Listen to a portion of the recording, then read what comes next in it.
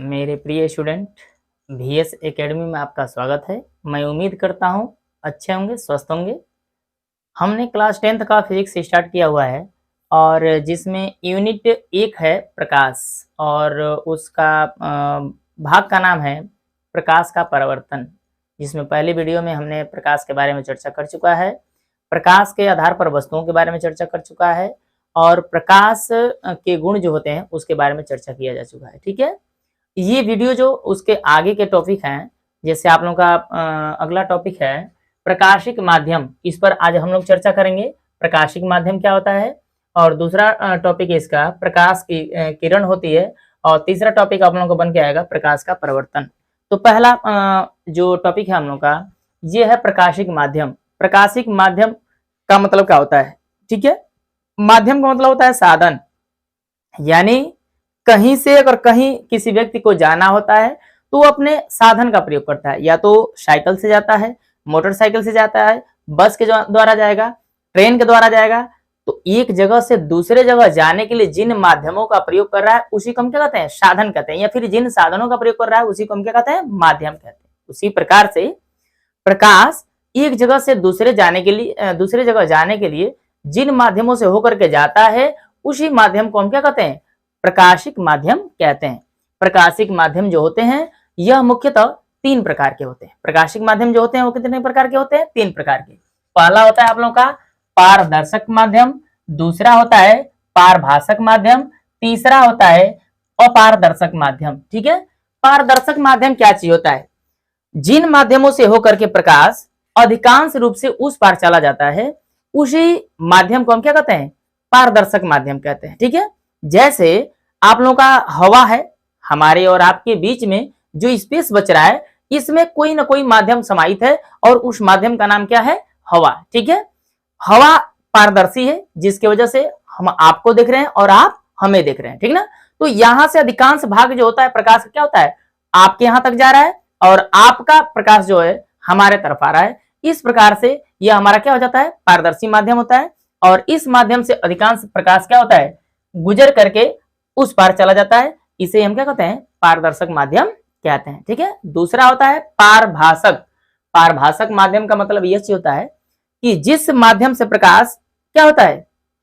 जिस माध्यम से प्रकाश आंशिक रूप से उस पार जाता है। जिस माध्यम से प्रकाश जो होता है क्या होता है? आंशिक। आंशिक मतलब होता है थोड़ा, यानी कि जिन माध्यम से प्रकाश थोड़ा सा उस पार जाता है उसी माध्यम को हम क्या कहते हैं? पारभासक माध्यम कहते हैं। जैसे आप लोगों का तेल लगा हुआ कागज हो गया, घिसा हुआ कांच हो गया, गंदा जल हो गया। ठीक है, पारदर्शक और पारभासक में थोड़ा सा डिफरेंट है। पारदर्शक जो होता है वो उसमें संपूर्ण रूप से प्रकाश चला जाता है, और पारभासक जो होता है उसमें आंशिक रूप से चला जाता है। संपूर्ण रूप से प्रकाश जाएगा किसमें किसमें? जैसे आप लोगों का शुद्ध जल हो गया, हवा हो गया, कांच हो गया इत्यादि। और आंशिक रूप से किसमें किसमें जाएगा? आप लोगों का जैसे गंदा जल हो गया, घिसा हुआ कांच हो गया, तेल लगा हुआ कागज इत्यादि। ये दोनों में थोड़ा सा डिफरेंट है। बस बातों को एग्जाम्पल के तौर पे समझेंगे, ये कभी भूलेगा नहीं। ठीक है, अगला टॉपिक है हम लोग का अपारदर्शी माध्यम। अपारदर्शक माध्यम का मतलब होता है जिन माध्यमों से प्रकाश बिल्कुल उस पार नहीं जाता है उस माध्यम को हम क्या कहते हैं? अपारदर्शक माध्यम कहते हैं। जैसे ईंट हो गया, पत्थर हो गया, दीवार हो गया, बोर्ड हो गया, अलमारी हो गया, चेयर हो गया, कुर्सी मेज हो गया इत्यादि चीजें जो आती हैं ये सभी क्या है? हमारी जो है अपारदर्शी माध्यम है। ठीक है ना, अपारदर्शक माध्यम। ठीक है, अगला टॉपिक हम लोग का बन के आ रहा है प्रकाश की किरण। ठीक है, प्रकाश की किरण क्या होता है? जब प्रकाश किसी पारदर्शी माध्यम में एक बिंदु से दूसरे बिंदु तक जिस रेखारेखीय मार्ग से होकर जाता है उसी मार्ग को या उसी पथ को प्रकाश की किरण कहते हैं। ठीक है ना, प्रकाश की किरण क्या होती है? फिर से दोबारा सुनेंगे आप लोग। जब किसी पारदर्शी माध्यम में प्रकाश एक बिंदु से दूसरे बिंदु तक जिस ऋजुरेखीय मार्ग से होकर के जाता है तो उसी पथ को उसका हम क्या कहते हैं? प्रकाश की किरण कहते हैं। ठीक ना, जब एक प्रकाश की किरण जाएगी तो उसे हम प्रकाश की किरण कहेंगे, जबकि वहीं से अगर दूसरे जगह प्रकाश की किरणों का समूह जाएगा तो उसे हम प्रकाश का किरण पुंज कहते हैं। ठीक ना, क्या कहते हैं?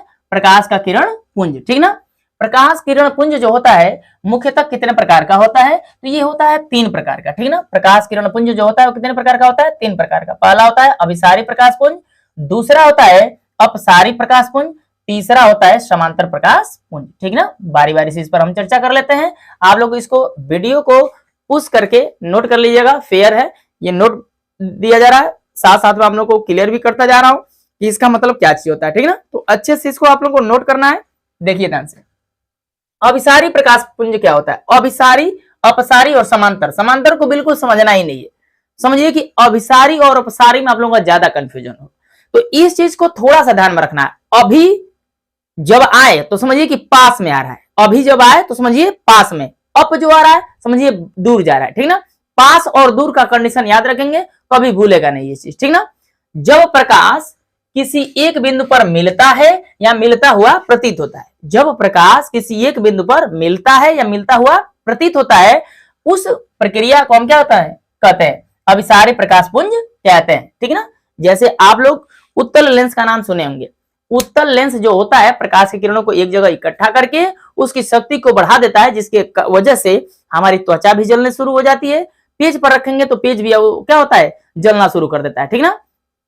अगर उत्तल लेंस आप नहीं देखे होंगे तो आप लोगों के अभी समय में ज्योमेट्री बॉक्स में एक लेंस टाइप का आ रहा है जिससे अक्षरों को बड़ा छोटा करके हम लोग देख रहे हैं।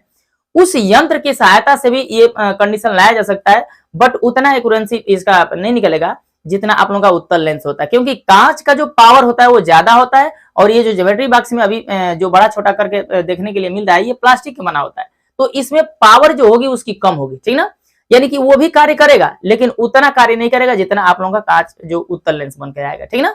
तो उत्तल लेंस सबसे बढ़िया एक यंत्र है जो प्रकाश की सभी किरणों को क्या कर सकता है? एक जगह इकट्ठा कर सकता है, ठीक ना।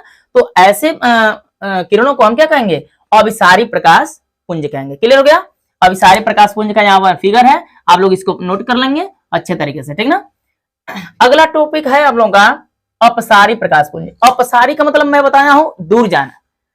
जब प्रकाश किसी एक बिंदु से निकलती है या निकलती हुई प्रतीत होती है तो ऐसे प्रकाश किरणों के समूह को हम क्या कहते हैं? प्रकाश ये जो होता है आपका अपसारी प्रकाश पुंज कहते हैं, ठीक ना। क्या कहते हैं? अपसारी प्रकाश पुंज। जैसे आप लोग टार्च का फोकस जलता हुआ देखे होंगे, टार्च का जो बल्ब होता है वो बहुत छोटा सा होता है, उसके पीछे एक ऐसी कटोरी लगाई जाती है जिसकी वजह से प्रकाश उसका फैलता हुआ प्रतीत आता है, ठीक है। तो फैलता हुआ प्रतीत आता है तो दूर से देखने वाला व्यक्ति यही कहेगा कि वहां से रोशनी आ रही है, ठीक ना। तो जब एक बिंदु से प्रकाश निकलता हुआ प्रतीत होता है तो उसे हम प्रकाश अपसारी प्रकाश पुंज, और जब एक जगह बिंदु पर मिलता हुआ प्रतीत होता हो तो उसे हम अभिसारी प्रकाश पुंज कहते हैं। अब तो मुझे उम्मीद है कि ये साफ साफ क्लियर हो गया होगा कि अभिसारी और अपसारी में कोई कंफ्यूजन नहीं रहा होगा। अभिसारी का मतलब कई किरणों का समूह एक बिंदु पर मिलना, और अपसारी का मतलब कि एक बिंदु से कई किरण निकल जाना, बस एक शब्द में। अगर ये दो टॉपिक आप लोग तैयार किए होंगे तो समझिए कि अभिसारी और अपसारी कभी भूलेंगे नहीं, ठीक ना। ये दोनों चीज क्लियर होगा। चलिए आगे चलते हैं हम। अगला टॉपिक है हम लोग का समांतर प्रकाश पुंज। समांतर प्रकाश पुंज में कुछ समझना ही नहीं। जब प्रकाश की सभी किरणों के बीच का जो स्पेस है वो बिल्कुल समान रहे, मतलब कि वो समांतर अगर रेखाएं एक दूसरे के जाती हैं तो उसे हम क्या कहते हैं? समांतर प्रकाश पुंज कहते हैं, ठीक ना। इतना चीजें क्लियर हो गया होगा। दो टॉपिक आप लोगों का, पहला आप लोगों का प्रकाशिक माध्यम, दूसरा है प्रकाश की किरण, ठीक है। अगला टॉपिक हम लोग का जो लेसन का जो जड़ है यहीं से स्टार्ट हो रहा है। अब ये तो अभी बेसिक था आप लोगों का, जो जिस पर थोड़ी सी जान लेनी हमें जरूरत थी, जिसके बारे में प्रकाश से हम लोग अवगत हो जाएंगे, ठीक ना। अब यहाँ से आप लोगों का लेसन नियर अबाउट स्टार्ट होता है प्रकाश का परिवर्तन, ठीक ना। तो प्रकाश का परिवर्तन क्या चीज होता है आइए हम समझते हैं अच्छे तरीके से फिगर के द्वारा, ठीक ना। सबसे पहले हम ये समझते हैं कि ये जो बना रहा हूं ये हम लोग का कांच है। प्रकाश के परिवर्तन के लिए दो माध्यम का होना आवश्यक है, दो माध्यम अगर नहीं रहेगा तो परावर्तन शायद नहीं होगा, ठीक ना। ये कांच है, इधर आपका हवा है, ठीक ना। प्रकाश का परिवर्तन क्या चीज होता है, ठीक ना। प्रकाश का परिवर्तन हम समझते हैं पहले, ठीक ना। प्रकाश का परिवर्तन का मतलब समझिए कि जब प्रकाश किसी एक पारदर्शी माध्यम से किसी दूसरे अपारदर्शी माध्यम के में जाता है या उसके तल से टकराता है और टकराकर पुनः उसी माध्यम में वापस लौट जाने की घटना को हम क्या कहते हैं, प्रकाश का परावर्तन कहते हैं।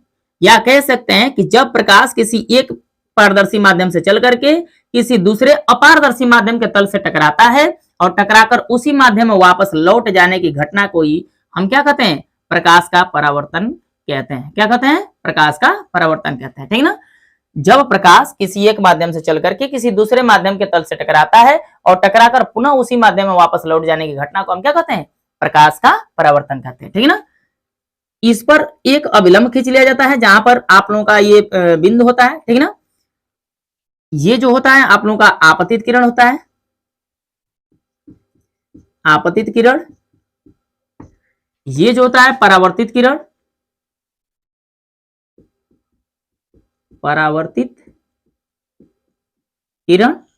और ये होता है आपतन अभिलंब,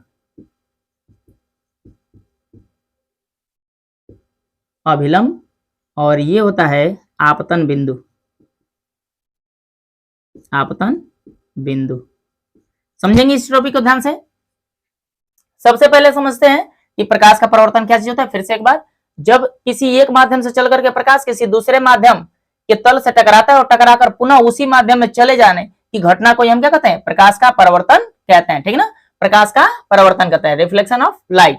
प्रकाश का परावर्तन जो होता है, इस पर प्रकाश की किरण आती है और उसके तल से टकराती है और टकराकर पुनः उसी माध्यम में वापस लौट जाने की घटना को हम क्या कहते हैं, प्रकाश का परावर्तन कहते हैं। जो प्रकाश की किरण दूसरे माध्यम के तल पर आती है, तो जो प्रकाश की किरण आती है उस किरण को हम कहते हैं आपतित किरण। जो प्रकाश की किरण आ रही है उसे हम क्या कहते हैं, आपतित किरण। और जो यहां से रिफ्लेक्शन के दौरान जा रही है उसे हम कहते हैं परावर्तित किरण, ठीक है। अब इन दोनों के बीच में एक सीधी रेखा खींच दी जाती है जिसको हम क्या कहते हैं, अभिलंब कहते हैं, ठीक ना। जो क्या करती है कि दो कोणों में विभाजित कर देती है, जिसको हम एक को कहते हैं आपतन कोण, आपतन कोण, और दूसरे को कहते हैं परावर्तन कोण, दूसरे को कहते हैं परावर्तन कोण, ठीक है ना। तो आपतन कोण क्या होता है और परावर्तन क्या कोण होता है, इसको समझ लेते हैं। आपतित किरण और अभिलंब, आपतित किरण और अभिलंब के बीच में बना कोण जो होता है वो क्या कहलाता है, आपतन कोण कहलाता है। और परावर्तित किरण और अभिलंब के बीच में जो कोण तैयार होता है उसे हम क्या कहते हैं, परावर्तन कोण कहते हैं। क्या कहते हैं, परावर्तन कोण। मैं आशा करता हूं कि ये चीजें आप लोगों को अच्छी प्रकार से क्लियर हो रही होगी। ये दोनों चीज क्लियर हो गया। आप लोगों का आता है एक टॉपिक, आपतित किरण भी क्लियर हो गया होगा, आपतन कोण भी क्लियर। आपतन बिंदु क्या होता है, आपतित किरण, परावर्तित किरण तथा अभिलंब तीनों एक ही तल में जिस बिंदु पर मिलते हैं उसी बिंदु को हम क्या कहते हैं, आपतन बिंदु कहते हैं। ये क्लियर हो गया होगा। एक बार फिर से समझ लेते हैं। आपतित किरण, परावर्तित किरण और अभिलंब तीनों एक ही बिंदु पर जहां मिलते हैं वही बिंदु हमारा क्या होता है, आपतन बिंदु कहलाता है। ये चीजें क्लियर हो गया होगा, कोई दिक्कत नहीं है। फिर से हम समझ लेते हैं प्रकाश का परावर्तन क्या चीज होता है, ठीक है ना। प्रकाश का परावर्तन जो होता है किसी एक माध्यम से चल करके किसी दूसरे माध्यम के तल से टकराता है और टकराकर पुनः उसी माध्यम में लौट जाने की घटना को हम क्या कहते हैं, प्रकाश का परावर्तन कहते हैं, ठीक ना। और इस पर एक बिल्कुल परपेंडिकुलर मतलब ऊर्ध्वाधर एक रेखा खींची जाती है, उसी रेखा को हम क्या कहते हैं, अभिलंब कहते हैं। और अभिलंब ही इसको दो बराबर भागों में क्या कर देता है, बांट देता है। यहाँ पर इस कोण को आई से और इस कोण को स्मॉल आर से डिनोट करते हैं, ठीक ना। अर्थात इसमें अगले नियम जो हम पढ़ेंगे, स्मॉल आई बराबर स्मॉल आर, ठीक ना। यानी कि अभिलंब ही डिसाइड कराता है कि ये कोण और ये कोण दोनों आपस में क्या होते हैं, बराबर होते हैं। जैसे मान के चलिए कि ये पूरा बोर्ड हमारे लोगों का क्या है, मिरर है। अगर इसके बीचों बीच से अगर मैं टार्च जलाऊं ऐसे, तो हमारा फोकस जो होगा बिल्कुल इसी पर आएगा, ठीक ना। जैसे थोड़ा सा मैं साइड होऊंगा, अगर यहां से जलाऊंगा तो जितने एंगल से मतलब कि बीचों बीच के जितने एंगल से हम टार्च जला रहे हैं उस बीचों बीच के उतने ही एंगल से उसका क्या होगा, रिफ्लेक्शन भी होगा। यही हम लोग का क्या कहलाता है, प्रकाश का परावर्तन। मैं आशा करता हूं ये पूरी वीडियो जो होगी वो आप लोगों को हेल्पफुल होगी और अच्छे से समझ में आया होगा। तो अच्छे से समझ में आया है तो आप लोग कंजूसी ना करें। मैं देख रहा हूं जो वीडियो पे व्यूज जा रहे हैं उसको अच्छे से मतलब कि जो सब्सक्राइबर की जो कंडीशन है और जो लाइक का कंडीशन है, जो कमेंट का कंडीशन है, वो सब कुछ स्लो चल रहा है। तो थोड़ा सा आपकी जिज्ञासा मैं चाहूंगा कि इस प्रक्रिया को थोड़ा सा आगे बढ़ाने का कार्य करें, क्योंकि आपकी जिज्ञासा जब बढ़ेगी तभी हम लोग की जिज्ञासा बढ़ेगी। जैसे जैसे आप लोग उम्मीदों पर खरा उतरेंगे वैसे वैसे मेहनत करके हम लोग को आगे आप लोगों का सब मैटर क्लियर करते जाएंगे। जिस प्रकार की दिक्कत हो रही हो उस प्रक्रिया को आप लोग कमेंट के माध्यम से बताएं, और इस वीडियो से जितना अधिक से अधिक हो सके उस प्रक्रिया को आप लोग क्या करें, सहायता लें अपना, ठीक ना। अपने दोस्तों को बताएं, कमजोर बच्चों को बताएं, जो सभी प्रक्रिया को अच्छे प्रकार से समझ सकें, ठीक ना। नोट करिए इसको, मैं छोड़ रहा हूं, नोट आप बनाते रहें, ठीक ना। नोट कर लीजिए इस चीज को।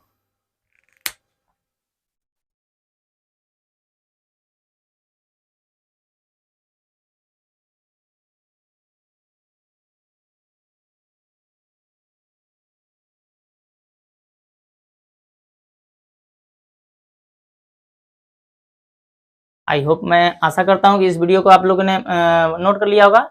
और अंतिम समय में मैं कहना चाहूंगा कि इस वीडियो को अधिक से अधिक लाइक करें, अधिक से अधिक सब्सक्राइब करें, और कमेंट करना ना भूलें आप लोग। शेयर एक दूसरे के बीच में करते रहें ताकि हम लोग का मनोबल क्या हो, बढ़ता रहे। जैसे जैसे लाइक बढ़ता है वैसे वैसे हम लोग का मनोबल बढ़ता है। आगे नोट करिए।